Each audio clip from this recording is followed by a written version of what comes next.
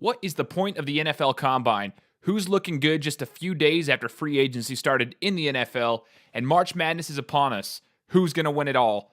All on this week's episode of The Gametime Guru. So, What time is it? Game time! Woo!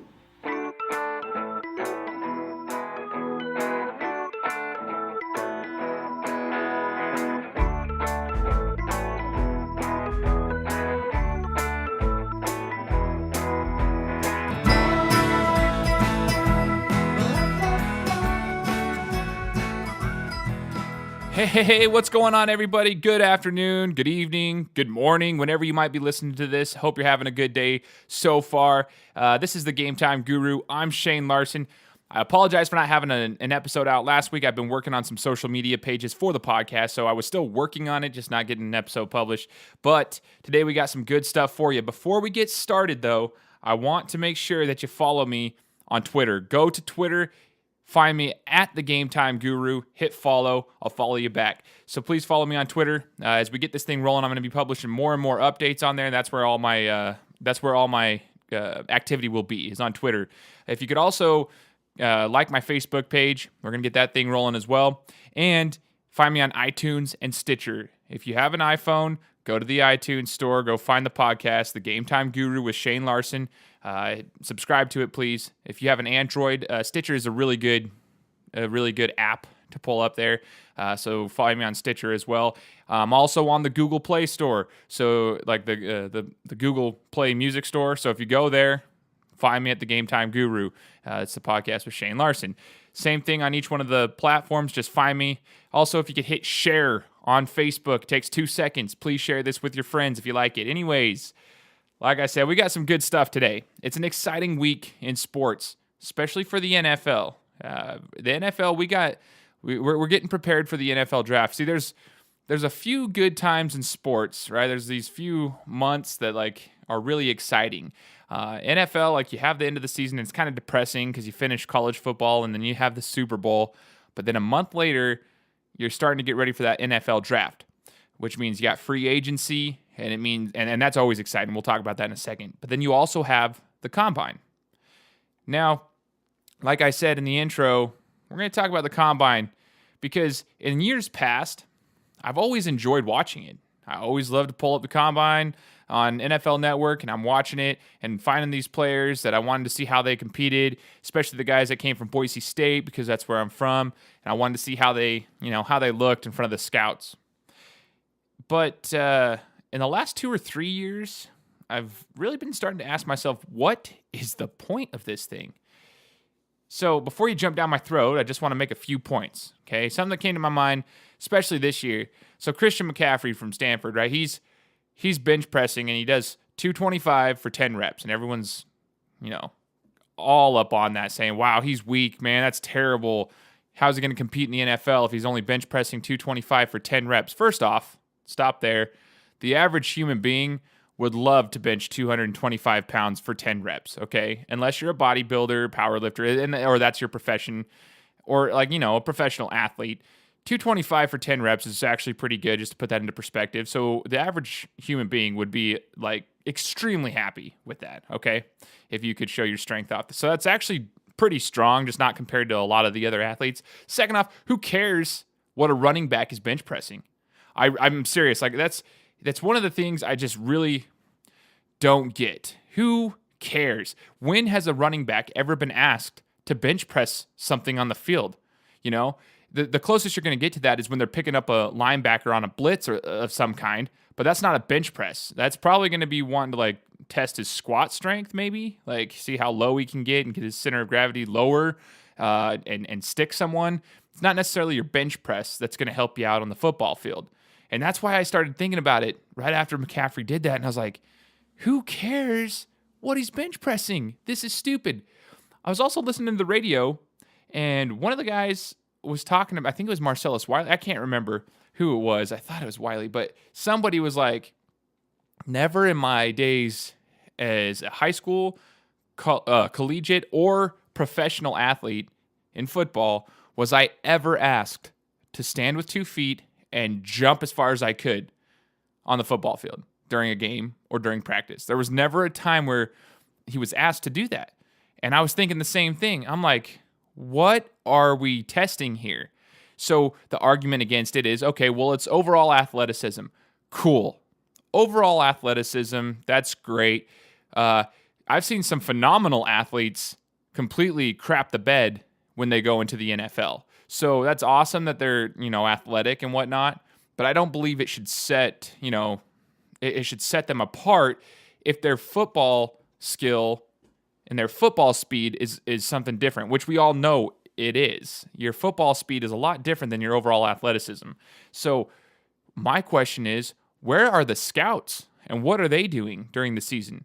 Now, at one time there was an argument saying the NFL Combine helps, quote unquote, level the playing field for these smaller guys, right? So it levels the playing field for these smaller school type of guys that don't really get to play those, SEC defenses and stuff like that. So that's great. That might have, worked at one time. However, now you're paying these scouts decent money to go and find these guys, find those Tom Brady's who, yeah, we all know he had an amazing combine, right? He was so athletic. No, we all know Tom Brady did garbage. He looked like poo, didn't look like an athlete at all. And, as much as I can't stand him, where's he at right now? He's 40 years old. He's still throwing the ball. Great, playing, competing at a high level. Okay, so come on now. Anyways, now the scouts are out there. They should be able to find these guys and see how they're playing on the football field. The scouts are, if they're doing their job, you don't need to have a combine. And if you're going to do a combine, you need to be doing different tests than what you're doing. One little tiny thing that has always kind of bothered me in a sense is the quarterbacks, okay, and their throwing drills. I do like to watch the quarterbacks and how they handle the pressure of being in front of everybody and how they handle the pressure of being with other quarterbacks that are really talented, even these smaller guys, like when Kellen Moore was there and all that stuff. I like to see how they compete with these bigger name dudes, but why are we throwing the ball without shoulder pads on? How difficult is it to go get a helmet and shoulder pads to put on these guys? I mean, they've got to be available or ask them to bring their own. Why aren't they throwing the ball with shoulder pads on when they're doing their throwing drills? That would be one suggestion I have. Put shoulder pads on them. The closest we ever got to seeing something of that nature was, believe it or not, Johnny Manziel when he actually threw during his pro day with a helmet on.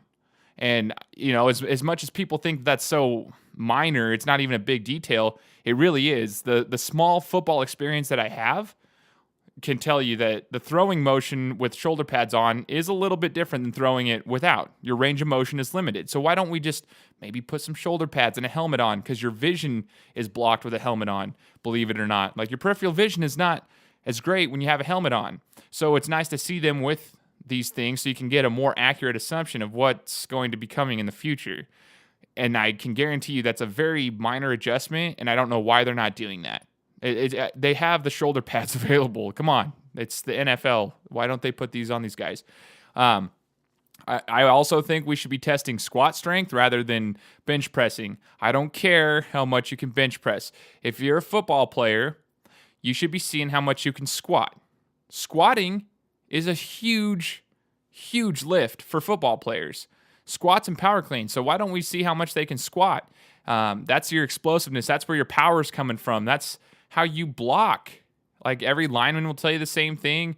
The running backs, they'll tell you the same thing. I mean, if you can get low and hold your ground with your legs, you have a good base, you'll probably be okay. So why don't we test them with squats rather than bench press? I don't know. Leave a comment for me if you have some answers to this. I don't get it.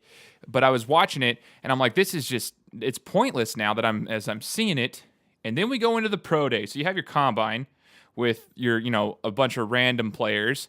And then you get to have your pro day, which is with, the players that you're more used to playing around, right? So the scouts get to come there, and it's for the players who didn't get, accepted to the combine because it's limited. So you get to have a little bit, you get to have your receivers with you if you're a quarterback, and those receivers get to have their day with the scouts and all that stuff. Okay.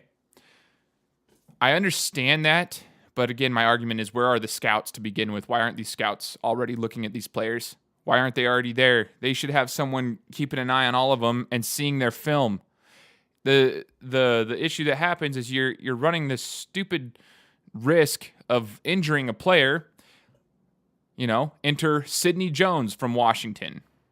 Sidney Jones from Washington just tore his Achilles during his pro day. He was a potential first-round pick coming up in the 2017 draft. 2017 draft, he was going to be a first-round pick, possibly. A lot of teams were looking at him that were hurting in the secondary, and he tears his Achilles on a stupid drill while he was backpedaling, and then he tried to change direction. Watch the video. It's actually really sad to watch because it's just a quick move and just pop. And anyone who has seen an Achilles tear or an Achilles rupture, anything, an Achilles injury, knows how difficult it is to come back. I have a friend of mine who tore his Achilles, and he's a basketball player. He's back, but it's been about 2 years, and it was a long process. Now, this guy's potentially missing out on, millions of dollars because, maybe some team will take a shot at him, take that chance. But for Sidney Jones, he's a cornerback. He needs his explosiveness and he needs his quickness. And that's a very difficult injury to come back from. Who knows if he'll be as fast as he was and as quick as he was. You never know with an injury like that. That's a serious one. So he might not be getting he potentially loses millions of dollars when he shouldn't have been in the pro day in the first place. These scouts should already have had him on film. They should already know how he's playing. They don't need to have him do more drills out there, come on. They're pointless things, and I know this is very rare, but it's a possibility that it could happen. So what the heck are we doing? You know what I mean? I don't know. I don't know if it's just for ratings, if it's truly for the teams to get a better look, but if your scouts are doing the job, then they shouldn't have to have the combine or the pro days. And if your scouts aren't doing the job, I'm standing right here. I'm looking for a really good paying job. So if the NFL wants to call me out and have me come down there and help them out, totally fine with that. I'll cover the entire West Coast. Let me know. I'm sure my wife would appreciate it as well. So anyways, moving on to the free agency period though, because we're getting ready for the draft. And the only note I wanted to make here on free agency was for one, well, there's two notes, so I didn't mean the only note. One, the Patriots are reloading, and that's obvious. They are geniuses. Bill Belichick is a genius, and it's scaring me as a Cowboys fan to see how they're reloading. Are you kidding me? I honestly believe Dwayne Allen is one of the best pickups for a tight end they could have gotten when they let go of Bennett. Bennett leaves, insert Dwayne Allen to kind of help out if Gronk's there, and let's see if Gronk doesn't stay the whole season. They both kind of are injury prone, but those are two really good receiving tight ends, and Dwayne Allen can block too. I mean, he's an all-around tight end. I loved him in college. I think that was an amazing pickup. Also, you get yourself Cooks, the receiver, in a trade. Okay. And Gilmore at the corner. Are you kidding me? There's 3 players right there. It's like these teams in the NFL keep feeding the beast. Stop feeding the beast. Can we not form an alliance? We know how lethal they are already with mediocre talent surrounding Tom Brady, as he doesn't have a major receiver. And then we're just going to keep loading them up. Gosh, dang it. So get ready for another probably 14-2 season by the Patriots, assuming everybody stays semi-healthy. My goodness, dude, it's just unreal. I don't understand it. Can't stand the Patriots, man, but they are reloading. I got to give them props because they are really good when it comes to free agents. When it comes to the free agency period, that time hits, they're sneaky, man. They find these little sneaky deals that's going under the radar, and then all of a sudden they turn out to be huge. Gosh, I don't know. Frustrated with that. Another point I wanted to make was a lot of the Cowboys fans like myself at first were getting frustrated because we're dropping like flies because, our cap space was very limited. And when we entered free agency, we already knew that. We knew our cap space was limited. We're trying to trade Romo for something. There's a lot of drama going around in the Cowboys camp. The thing is, that's not a bad problem to have. And I want to explain to you guys why it's not a problem to have little cap space. The reason the Cowboys have very little cap space is because they drafted well in the 2011, 2012, 2013. They drafted well, and they had to sign those guys to long-term deals so they wouldn't lose them. So, we're trying to keep that offensive line, so we're putting a lot of money into the line. We needed to extend Dez Bryant. We got him his his deal going. I mean, obviously Romo has a lot of money coming his way, so we're kind of locked up there too. But that's not the only one. Like everyone's stuck on that. Like, oh, he's no, it's not the only issue. We have a lot of guys. We got a lot of money going into, so it leaves us with little cap space. But that is the reason the Cowboys have built such a successful team. So like any team that has little cap space going into free agency or whatever it may be, they know like rather than freaking out and being like, this is just ridiculous, that's terrible business. Most of the time you have little cap space because you're good at drafting your players.